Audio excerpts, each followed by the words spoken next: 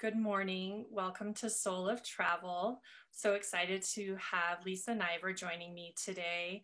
And we were just talking about how to explain all of the hats that she wears and all the wonderful things that she does. And the diving journalist, I think, is where we landed, which made me so happy. Those are actually two of my favorite things. So it's a great place to start. Lisa, I would love to just let you actually take a moment to introduce yourself and share a little bit about the work that you do. And then we have so many things that I'm excited to cover in this conversation. Oh my gosh. Well, first of all, I'm so grateful to you for inviting me to be on your show. Thank you. It's an honor to be here. Thank you. And a little bit about me. I don't know that anyone specifically called me the diving journalist before, but I love that. I love scuba diving. And my last name is Niver and rhymes with diver. So that's always been helpful for people to pronounce my name correctly. But I started loving travel when I was a very little girl. And over the years, I've always tried to figure out how to do more of it. So I worked for Club Med. I worked on cruise ships. That was about 7 years. I've taught school, and lately mainly I'm focused on video. So I have my own YouTube channel, We Said Go Travel, which is just a smidge under 1.3 million views. Yay. And I have about 12 people to go to get to 3,000 subscribers. So feel free to join me. And before the pandemic, I was sharing travel segments on KTLA TV here in Los Angeles. And I'm hopeful that as the vaccine comes in and we understand more about it, that again, we'll be able to open up and learn about other people's lives. Yeah, excellent.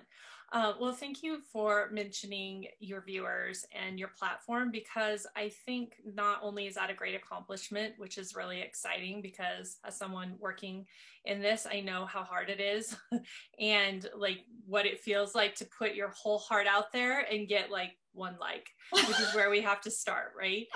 And that you take all of those viewers and the people who are listening and sharing with you, you take that and use it as this opportunity for education, for awareness, and for really telling fun, interesting, and valuable stories. So I think that that's really important to share, because in the space of travel, I think it's really, there's a fine line about and I was just writing this morning, like, what if travel was less about disconnecting and more about reconnecting? And I feel like people who come at travel from the space of connection and reconnecting to self and others show up a little bit differently in the space of travel. And so I love connecting with the people where their heart lands. So thank you for kind of bringing your fun and light and love into travel, but also using it to share. I want to start kind of where you started. You mentioned you worked in the cruise industry, and that really exposed you to a lot of things in travel, kind of fueled that fire. And then you later on decided that you were going to walk across Asia with your backpack. So I'm curious, like, why and what that looked like and what that felt like, and then how that changed you as a person and what it led to. Okay. Wow. Thank you. That's a lot. That's a lot. I honestly, the reason that I started working on cruise ships and for Club Med was because of my love of scuba diving. After college, I went to medical school. And when I decided that wasn't the right place for me, I started teaching. And during that time, I became a scuba diver. And unfortunately, with my part-time assistant preschool teacher money, I could not afford to go scuba diving in exciting places. And it's kind of a long story, but I ended up in the mountains for Club Med and eventually on the cruise ships. And one of my biggest goals was to scuba dive, which I did a lot. And so I loved the diving and I loved going amazing places. I mean, my house moved. You went to sleep and you woke up somewhere else. It was a dream. I loved it. And that's why I stayed so long. But I made amazing, amazing friends. That was a huge piece of it. And I still am in touch with a lot of the people that I worked with. And honestly, September 11th was a big part of why I left the cruise industry. The industry understandably had a big shift afterwards. It made sense that things would change. And there wasn't exactly the same spot for me. My company went bankrupt right after September 11th. And I went back to teaching. I've always taught. I taught and I traveled and I taught. And then at some point I met someone who also loved to travel. And that's when I went on the journey that you're talking about. We spent 11 months, not completely only walking, but slow travel. So we were on the bus. We spent months, we spent 3 months in Nepal and we did walk a lot of treks. Mm-hmm. So it was amazing. I got to see parts of India, Nepal, Thailand, Indonesia. We would get a 2-month visa and just explore. I love that. There's like so many synergies and connections that are happening. I worked for a cruise line around the time 9/11, and I left shortly after as well because of the things that were happening in the industry at that time. And I also love scuba diving, and I super love Thailand, and I spent 6 weeks backpacking there. And wow. That was kind of where I learned that art of slow travel. And I went with a girlfriend. We had our first night in Bangkok booked when we landed. We landed at 2 a.m. on Halloween, which was crazy. We had a hostel on Khao San Road and went to, see what is this, it's where all the travelers go. And they had just closed an MTV live dance party. And my brain was so sleep deprived. And I'm like, I don't understand what is happening. Like there was all these people and glitter and they're like, MTV was here. And I felt like why I'm in Asia. Why is this happening? I left that and I land in it. And anyway, but then after that, we just like whatever spoke to us. If someone said, this is the most amazing place, we're like, let's hop on a train and go there. And then hear about the next adventure. And we just like said yes, which is something we don't get to do in our lives a lot. And so like that freedom and that connection and that pace are things that travel offers us. Mm-hmm. That I am constantly seeking to bring back into my life. I don't know if you've had similar experiences where it's like the person you are when you travel, you crave to be that person when you come home, or the lessons you learned that you bring back to your life. Have you had any of those experiences that jump out for you that you'd like to share?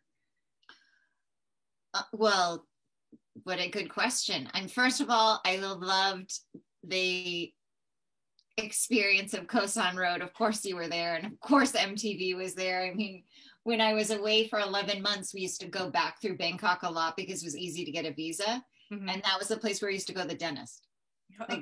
Like Khao San Road was like kind of normal, I'm gonna get a visa, I'm gonna get my teeth cleaned, I'm gonna get my laundry done. It felt like such a normal. It probably sounds so weird that during my 11 months of travel, those were my normal places. I went to the doctor, all the things you wouldn't do on a tiny little island. Yeah. But I agree with you. You can be, travel allows you, the newness of it allows you to re-examine who you are and who do you want to be. And, a lot of my experiences have been, goals. Like I remember I went to Mexico and I went to class. I went to shark school and we learned all about the bull sharks, and we went scuba diving with them. And that was kind of an epic moment. And I've been fortunate to have so many of those. When I was little, I loved science. I've always loved science. And I guess not last year anymore, but the end of 2019, I was able to go on a dream trip to the Galapagos. And I had always wanted to see the blue-footed boobies. And the thing that was amazing, and this is true about anywhere I've been traveling in the world, is I wanted to see blue-footed boobies. And I got there and they're like, what about the red-footed boobies? And I was like, there's red-footed ones? And then there's Nazca boobies that look different as well. And so then I was like, my mind was so blown. Like I wanted to see the blue ones. I saw the blue ones and I saw the red ones. And I think that's the experience of learning, and that you have this thread, like you're talking about, like, oh, this is a great place, let's go. But then you get there and you're like, oh my gosh, it opens up a whole nother world. Mm. Yeah, I always say that travel is like letting the land tell you its story. We think we know why we picked the book up because the cover was pretty. And then you like open the page and like the next thing happens and the next thing happens and the next thing happens. So that's for me the real magic of travel, is especially creating space for that to happen. And not everyone is so fortunate to be able to travel that way where we can wait for it to unfold. Some of us leave and we have, 8 days off and we have all these things that we're doing. But I think part of the value of these conversations is also letting people know you can make space for magic to happen, and that it's still going to be valuable. We think if we only have 8 days off, we better be doing something every day, have it planned, but like just leaving that day, even one day open to just see, because I guarantee there's going to be something that pops up that you, like this bread making class you never knew you wanted to take is going to present itself to you. And how great to get to say yes to it. So I also wanted to talk about, you mentioned your teaching and how you kind of went back and forth between the two. And I love so much on your website, if people visit We Said Go Travel, there's We Said Do Good, and you kind of tell the story of these projects that you have set forth to do, the 45 by 45, your solar cooking project for your birthday, as well as the Mongolian Fair Trade project that you did, and then using your travels to teach students to become global citizens, which, by the way, is my dream. I have 3 little girls and I want to live that with them. I don't want to just, share my stories. I want them to be out there having those moments. But when you can bring that much of yourself to your students, they see it. So I just want to take a moment to meander through all of those. So if we can start with the solar cooker project, and then we'll go from there. Okay. Well, I loved the idea. A lot of times for a birthday, a 0 or a 5, I feel like people have a big party, or it's like, what milestone is it? And through the Jewish community, through Jewish World Watch, I knew about the solar cooker project, and it's something that really makes a difference. At that point, it was a very big deal in the refugee camps. Going out to collect the firewood was a place where women were being attacked. They were leaving the camps. And so one solution was, don't leave the camp. And the solar cookers was a way for people to cook food.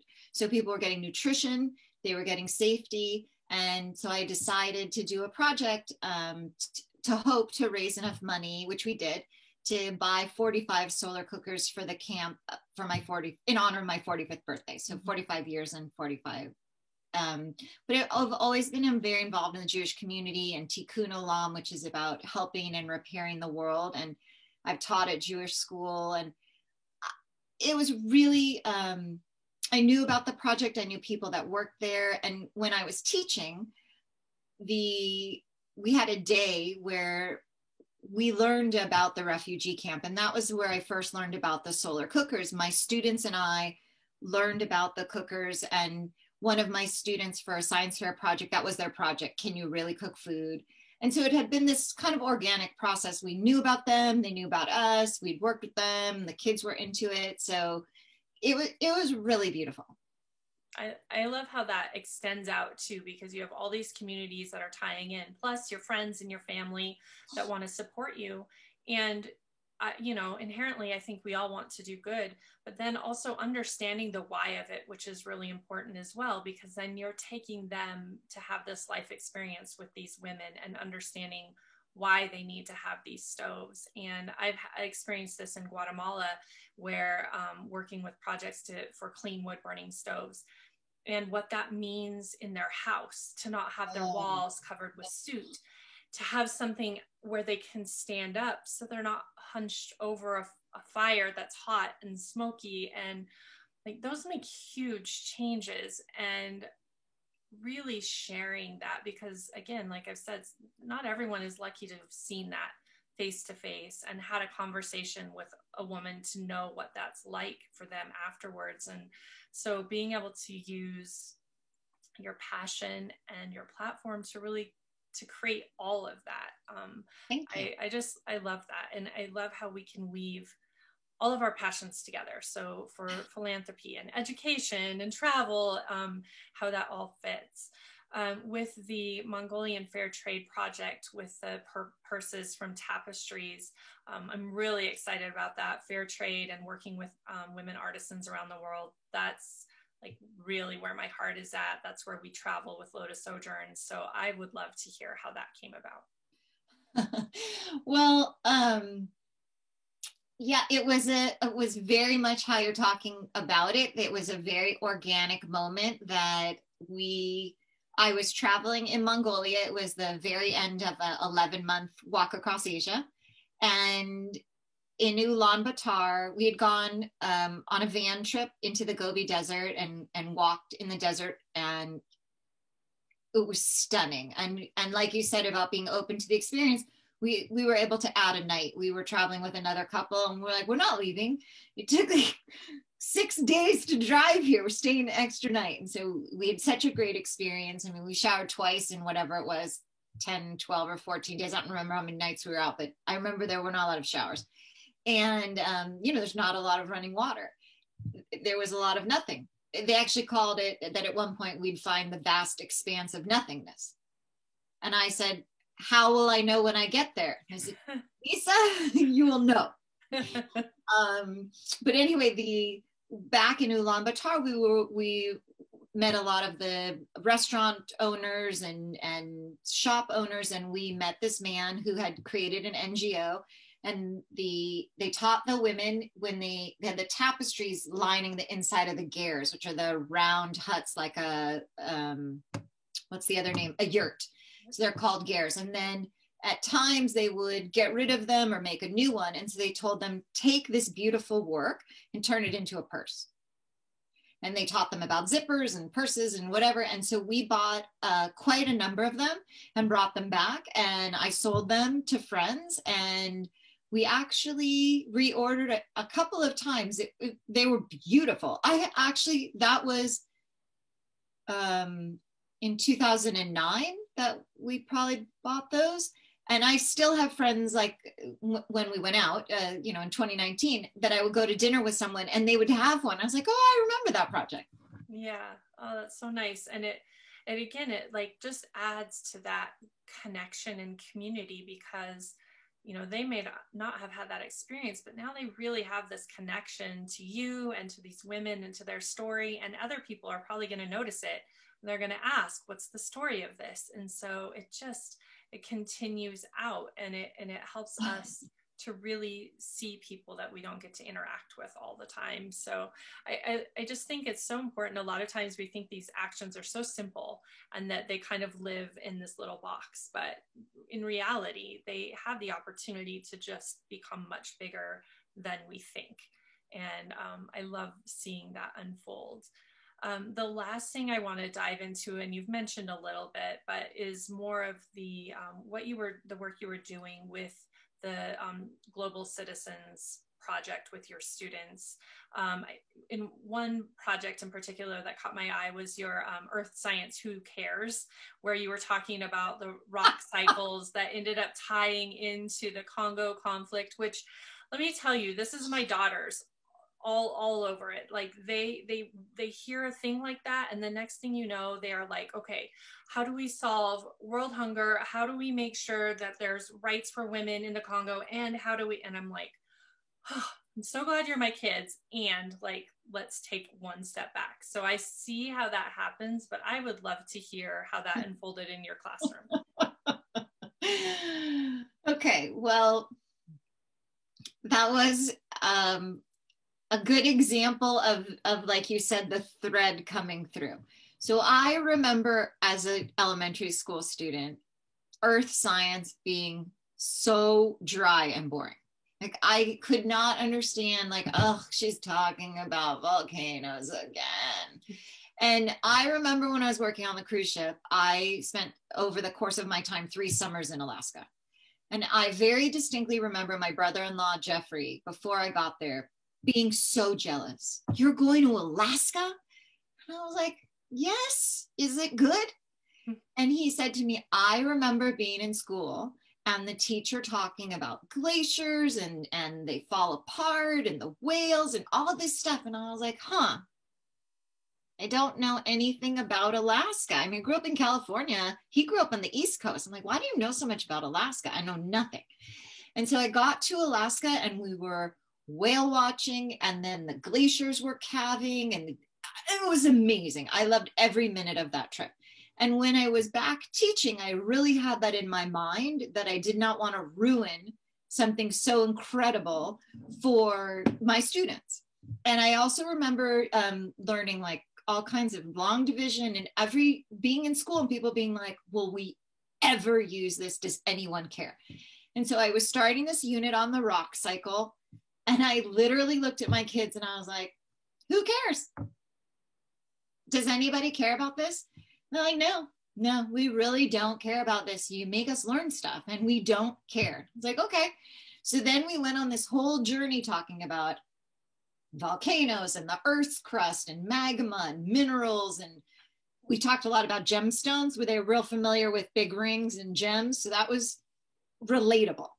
And then we started talking about, do we care about minerals? And we started learning about, well, video games and cell phones and computers, they do not work without very particular things that come from very particular places. And all of a sudden, we cared a lot because we wanted more phones and more video games and more computer time.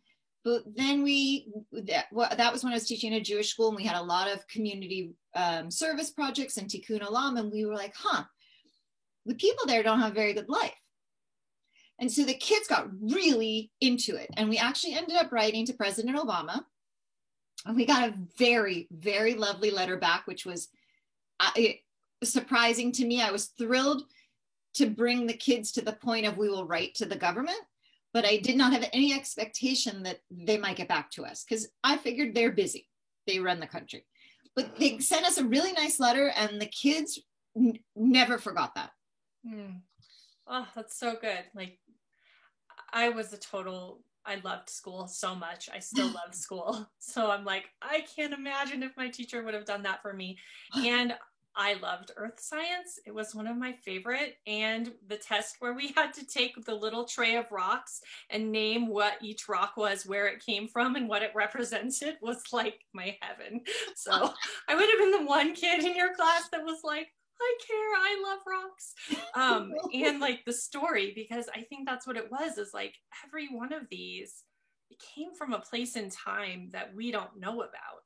And it has that story locked inside of it. And I thought that was magic. And when you go someplace like Alaska, which I've been so lucky to go, and you see all the layers of rocks, like that's all I see. I'm like, that's every piece of history like lined up right there for us to learn about. And but I can't imagine like watching that unfold for your students as a teacher as well, to just see it become something important to them.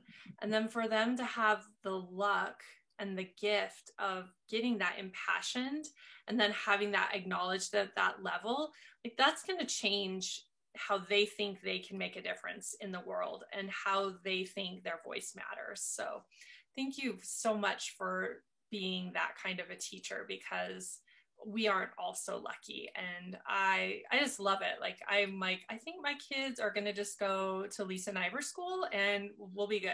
And then we'll be heading off to Mongolia with her. And I think this sounds like a good deal. No, I really, thank you. Thank you. I really appreciate that. I was very fortunate everywhere that I taught. I've taught in public school. I taught 8th grade science. I've taught in private school. And I was fortunate to really be able to bring the family into the whole experience. I sent newsletters and I sent pictures, and I ran a summer camp a couple of years, and I'm still close with this woman. She used to bring live wild animals. And when we would study different biomes, she would come, and because I taught all the grades, the kids knew some of the, like the highlights, and they knew the animals were coming. So this is one of my favorite stories. Lainey and I still talk about this almost every time we get on the phone, but the first grade was studying the desert, and they were very excited. And I remember, back when people were in the classroom, we had a smart board and we would send letters. And so the kid said to me, "What animals is Lainey bringing from the desert?" Her name actually was Kangaroo Lainey, because they had seen other pictures. And I was like, I don't really know what she's bringing. What do you think she's going to bring? And one of the first graders raised their hands. "Miss Niver, tell Lainey I would really like her to bring a camel." And I was like typing the letter, because the kids can see on the board what I'm typing. And I'm trying to have like a very plain face, because who brings a camel to the classroom?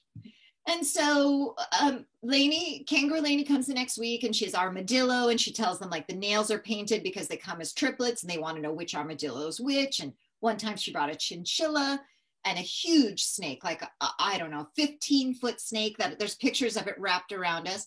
So then Lainey looks at me, she says, "We need to go outside now." I said, "No, we don't need to go outside now. This is inside. We don't go outside." She goes, "Yeah, okay, kids, follow me. We're going outside." And I was like, "Wow." So she says, "Okay, kids, stay here." I'm like, what is happening? So she walks away, and she walks back with a camel. Oh, gosh. And my favorite part of the story is at the end of the year, at back to school night, one of the dads comes up to me and he says, "That was so amazing. I saw a picture where you photoshopped a camel in with the first grade." I said, "Sir, did you ask your daughter?" And he said, "Yes, she said there was a camel, but I did not believe her." And I was like, "We had a camel." So there were a lot of moments where, like we flew rockets, we did, Diet Coke and Mentos explosions, we had science fair, we had guest speakers, scuba divers came. We had a good time. Yeah, that's so good. And that's helping kids to build that muscle of like, I get to live my dreams. I get to have a camel at first grade. Like Mrs. Niver made that happen. Like, I can do anything I want in life. I asked for a camel and I got one. I just think that's so important and so amazing. This kind of like, in a weird way, leads into the article that I was rereading last night that you wrote recently that was in Teen Vogue about your happy accident of a swimming lesson, and then what that brought into your life during the craziness of 2020 and quarantine. So I would love for you to just share a little bit about that story, and then we'll go. Okay. Right. So we've discussed, I love scuba diving. We haven't really talked about that I was not a very good swimmer most of my life until college, but I had a best friend who was an NCAA synchronized swimmer and basically taught me to swim as an adult. And ever since, I've swum as much as I can. And during COVID, the YMCA where I swam obviously closed. And at some point, there was the allowance in California, because every county is different. In our county, local small pools could open, and with many, many restrictions. And so I started swimming. And one day, this man was swimming, and there's only 10 people there. And I looked at him and I said, "Wow, you're quite good." And another dad looked at me and said, "Well, he probably should be. He's an Olympian." I was like, oh my goodness. I was really mortified, but it wasn't like I said he was bad. Yeah. Anyway, so Marcus and his wife and his 2 kids, he's originally from Austria, Marcus Rogan. He's won 2 silver medals. The nicest man. And over the summer or into the fall, every time I saw him, he would occasionally give me a swimming hint, which I took very seriously because he's so good. So I ended up writing this article for Teen Vogue, which my title was something like "My Accidental Swimming Lesson with an Olympian."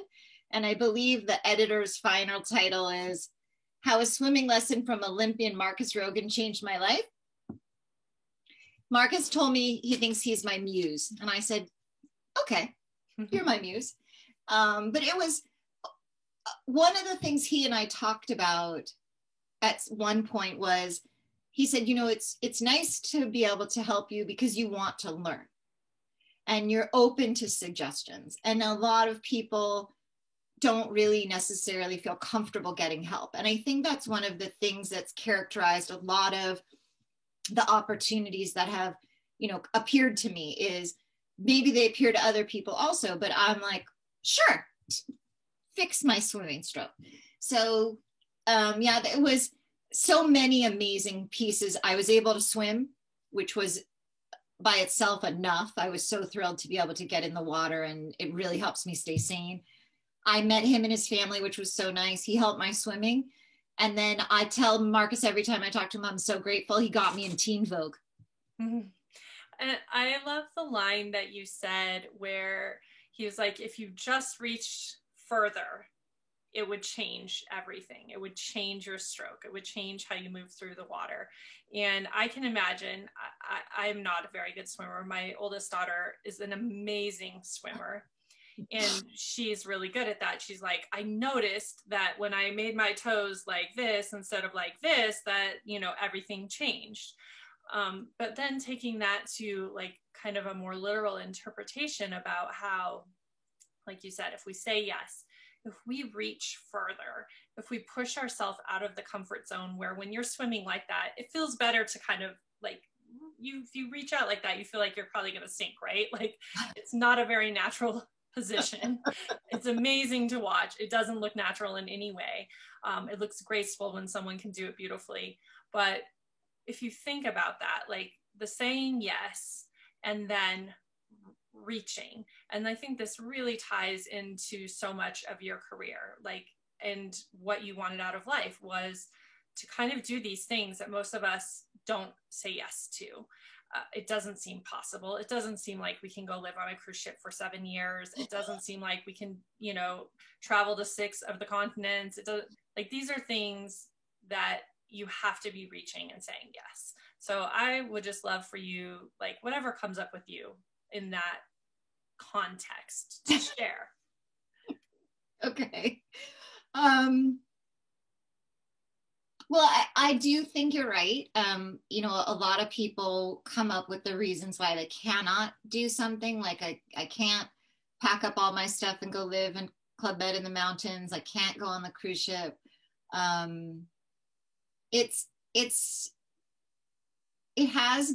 You're right. Cause I mean, even the video. So now I'm just so close to 1.3 million views on YouTube. But like you said, it only moves up one at a time. One person watches. That's all that happens. And I've tried over time to really, really appreciate every milestone. Honestly, I was just as excited to have 500 views as I was to have 1 million views, because it's really a small step. Someone has to be willing to watch it. And the funniest thing is, so when I first started filming video, I had this thing called a Cisco Flip. It only did one thing. It turned on and off. It had one button, red button. That was it, which was perfect for me because I was new. So I took all this footage on a trip in Taiwan, and I was teaching elementary school at the time, K-6. And I cannot tell you why on this particular day, in this particular class, I looked at my students and I said, I took all this video, but I don't know how to make a movie. And a little girl named Hannah in 5th grade came up to me and she said, you know what, Miss Sniber, I'm going to teach you iMovie at recess. So I had an 8-minute lesson from whatever she was, not 8-year-old, but some 10-year-old. Yeah. She was super good. All the kids were like, oh yeah, Hannah's real smart about that. And I kept asking her questions. What about this? You don't need that. Listen to me. I'm telling you what to do. So I've never forgotten like how nice that was, that my student was willing to teach me. And when I tell the story, people are like, you listened to her? I'm like, I listened to her. She was helpful. And all the things that have happened, like when I left Club Med for cruise ships, part of it was because if you worked 2 seasons at Club Med at the time, you could have a vacation anywhere in the world for 2 weeks on them as like a present, because we really didn't make very much money. And so it came through the village that I was going scuba diving in Sonora Bay in Mexico. And a woman named Pavan from Canada came in. I was at the time, I think, in Baby Club. She came in furious. And she looks at me, she goes, "Who did you sleep with?" Now, Club Med wasn't called Club Bed for nothing. So I was like, I don't know. What did I do? Like, why are you mad at me? She goes, "Well, I just heard that you're getting this thing." And I said, yeah. I said, "Have you worked 2 seasons?" She said, "No." I said, "Well, did you ask to go anywhere?" She said, "No." I said, "Well, that's why I'm going and you're not." I worked 2 seasons.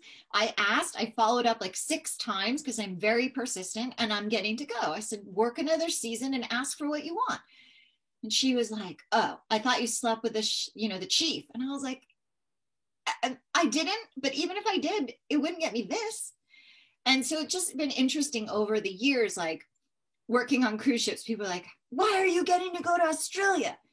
And I said, "Well, I wrote to the office and I said, thanks so much. I'm having such a good time in Alaska. Wouldn't it be so great next contract if I could go to Europe?" And they wrote back and they're like, "Well, we don't really have a space in Europe, but you haven't been to Australia. You want to go to Australia?" I'm like, "Mm-hmm, I want to go to Australia." And I would say, "Well, what do you do?" And she said, "Well, when they send me a contract for the Caribbean again, I call and I yell at them." I said, "Well, I don't think your way's working." But some people aren't that good with people. And I'm like, I think it's way better, get out in front of it. Like, "Hey, is this possible? How can we make this happen?" And some people are like, "I just like to yell at everyone." I'm like, "Okay, I think you're going to stay in the Caribbean." I think there's a lot of life lessons that can be directed to, especially right now.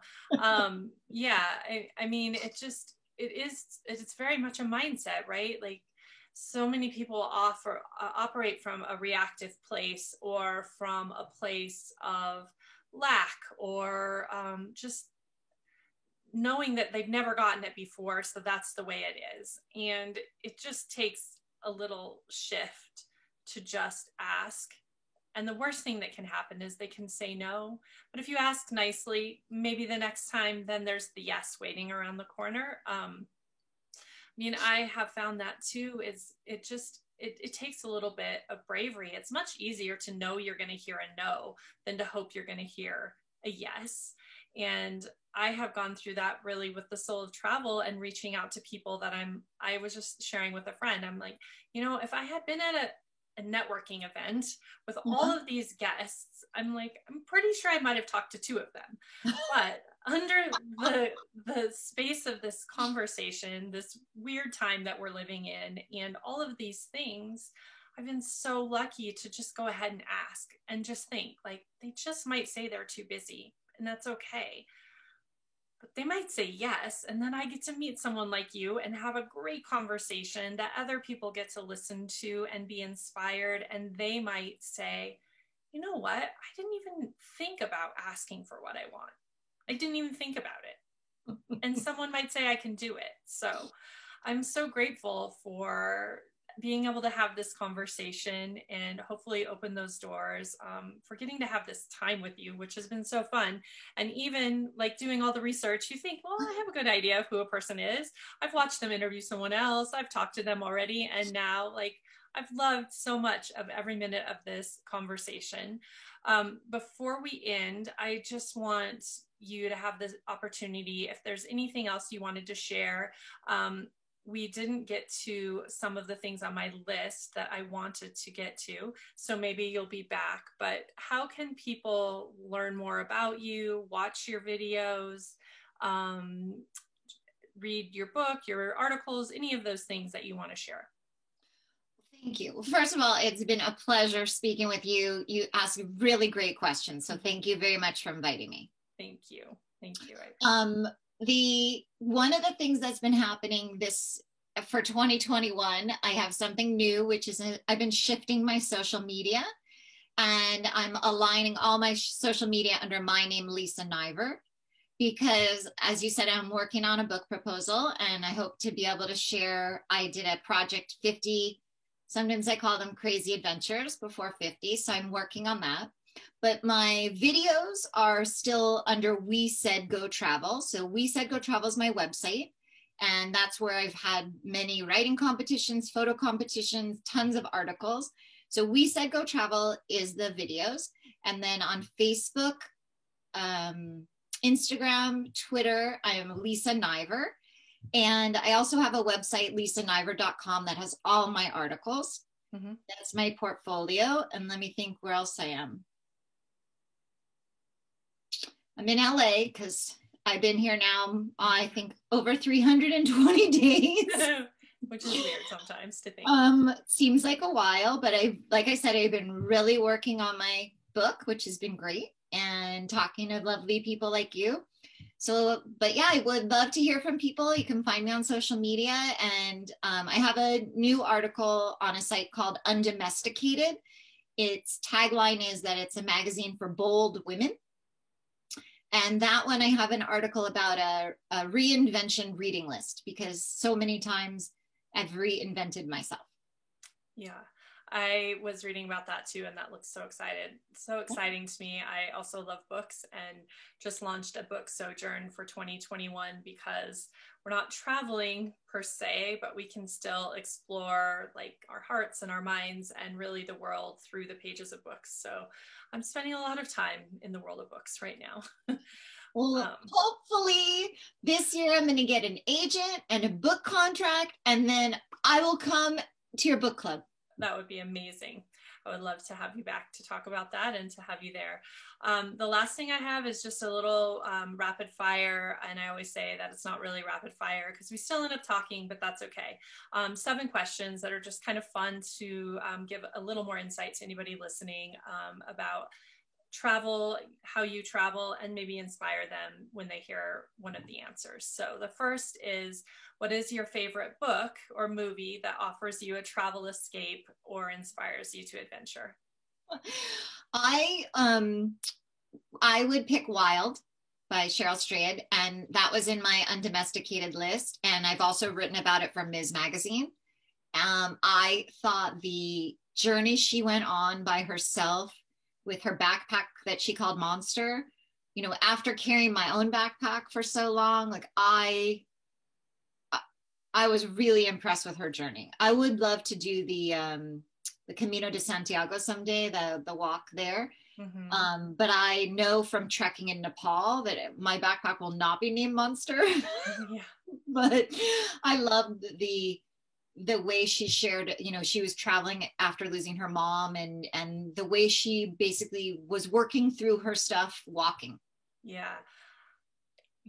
That book blew my mind. I lived kind of near one of the points on the Pacific Crest Trail. Oh, really? And every time I drove by it, I was like, I just went on that trail.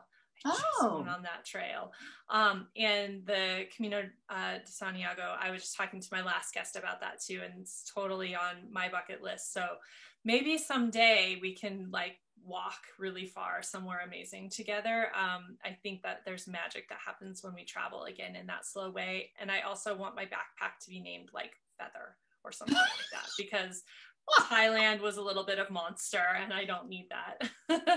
I like that. I like that intention. Yeah, I think that it works. Elizabeth Gilbert, always when I see her like say, I'm setting out on this adventure, here's my backpack, and it's like a tote bag for the grocery store, and she's like, I'm going to be gone 6 weeks. I'm like, what? You can't even have a book in there, which I know you have, and a toothbrush, and like there's not an extra pair of shoes, there's not an extra pair. What are you doing? This is insane to me. I hope to have a conversation with her someday about how on earth she does that. It's amazing. That's another very good intention. What's that? What a good intention. Yes. On that note, what is always in your suitcase?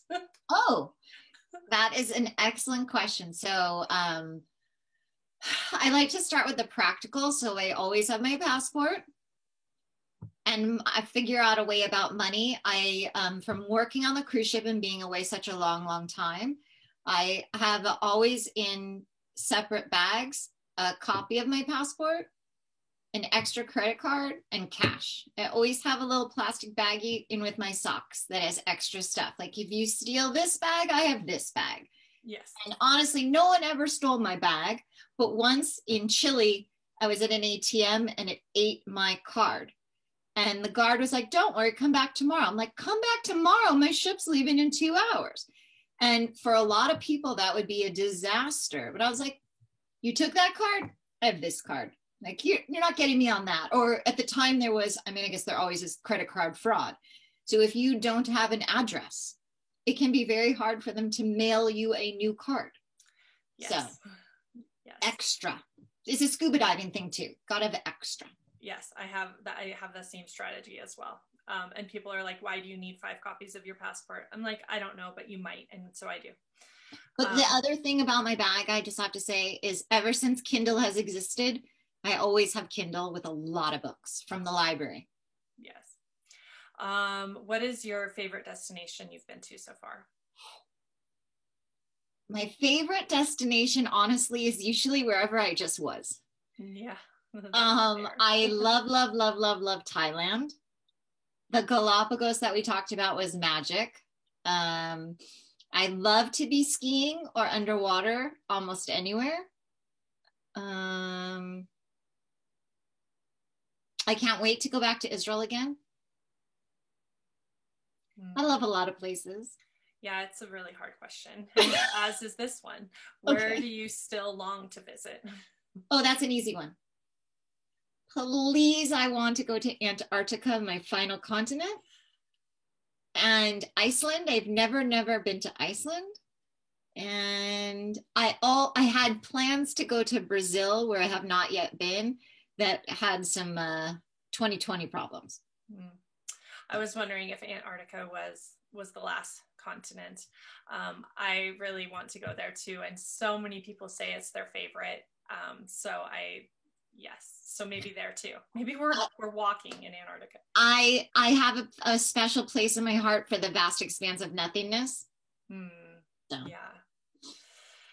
Oh, good. What do you eat that immediately connects you to a place that you've been?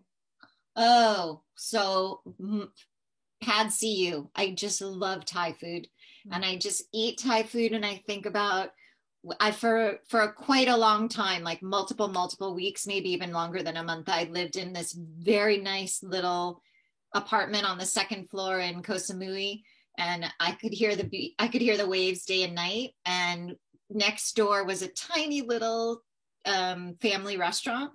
And when we would come in basically every single day, they had little girls and they were always playing. And, you know, I don't speak very much Thai, and the Thai speak is not dimak mak. It's not very good, but the girls would wave at me and smile. And I love that place. Yeah. When that was my favorite thing about Thailand, I was like, every day, what are you going to eat today? Thai food. I mean, breakfast, lunch, and dinner. I never could get enough. Took the cooking classes. So good. Let's see. Who was the person that inspired or encouraged you to set out and explore the world? Oh, wow. I would definitely have to say my parents. They moved us. They grew up on the East Coast, and my dad was in the military during Vietnam, and my sister was born on the base. And after that, we moved here to California, where I still am mainly when I'm not traveling. And we always had adventures. We would go skiing. We went river rafting. I went on my first cruise with my parents. And the thing about that for me was the history book came to life. Like we went to the pyramids, we went to the Parthenon, we went to Israel.